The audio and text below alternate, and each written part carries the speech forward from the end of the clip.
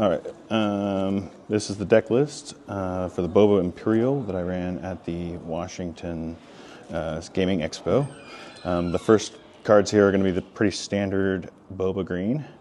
And we're running the Energy Conversion Lab, so we have 3 Greedos, 3 7th Fleet Defenders, 3 Bobas, 2 Steadfast Battalions, 3 Fett's Fire Sprays, and 3 Darth Vaders. I feel like those should be in every Boba green deck, probably. Others that I would say are pretty standard in the Boba greens are the Super Laser Techs and the Resupplies. Both of those are just standard ramp cards. And finally, Overwhelming Barrage. The card is just too good not to play. So that's pretty much the standard Boba green package to include there.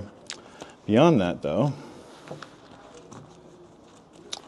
there are some other spicy things in here. First, the events. So pretty standard again. 3 Waylays, 3 Surprise Strikes, and 2 No Good to Me's, and 1 Shoot First. I find Shoot First to be more situational, and you definitely don't want this card, drawing this card later in the game when you need to put units on the board.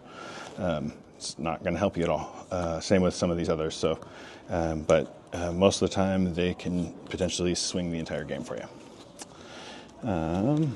Next would be what I would consider what was different about this deck, which is the Imperial package.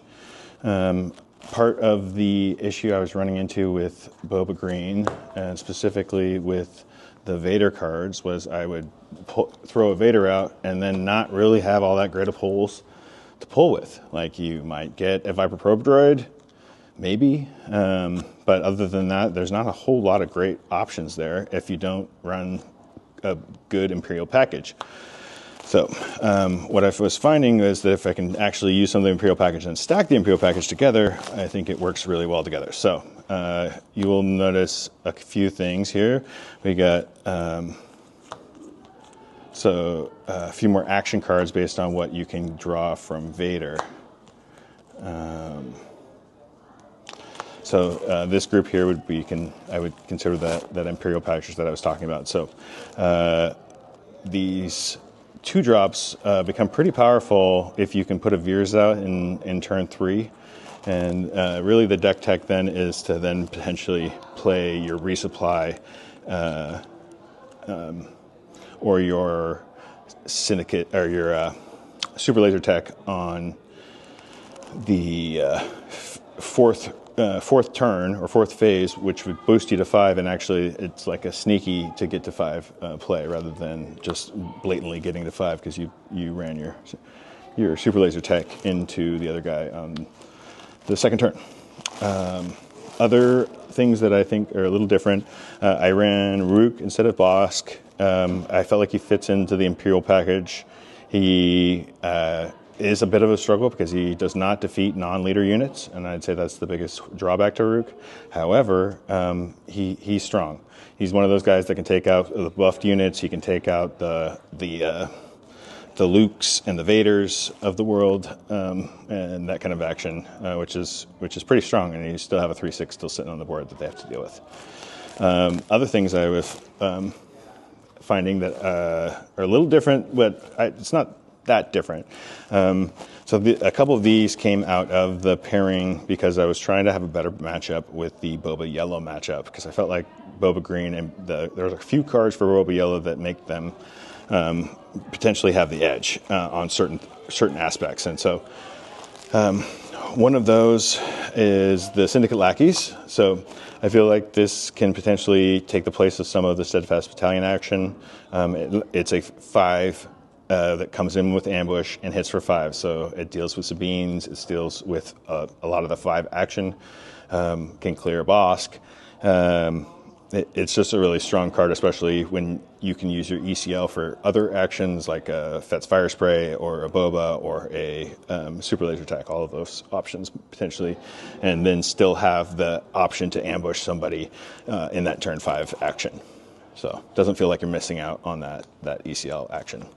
Other ones that may be a little different, but I felt like These were both adds out of aspect 2 or 3 out of aspect cunnings and 2 change of hearts. These were both adds based on feeling that Boba can run out of steam in the later end of the game.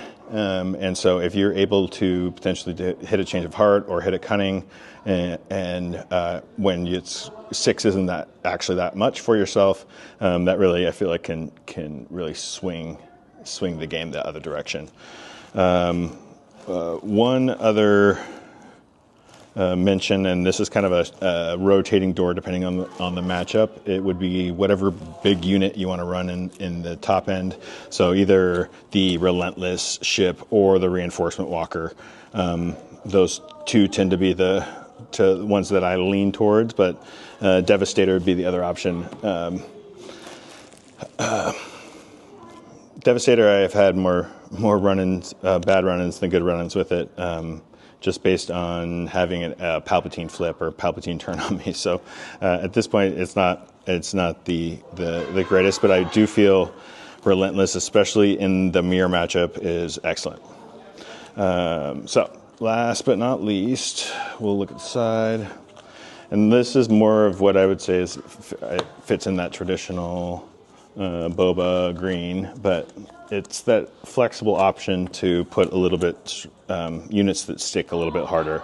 So a couple would be the Crafty Smuggler.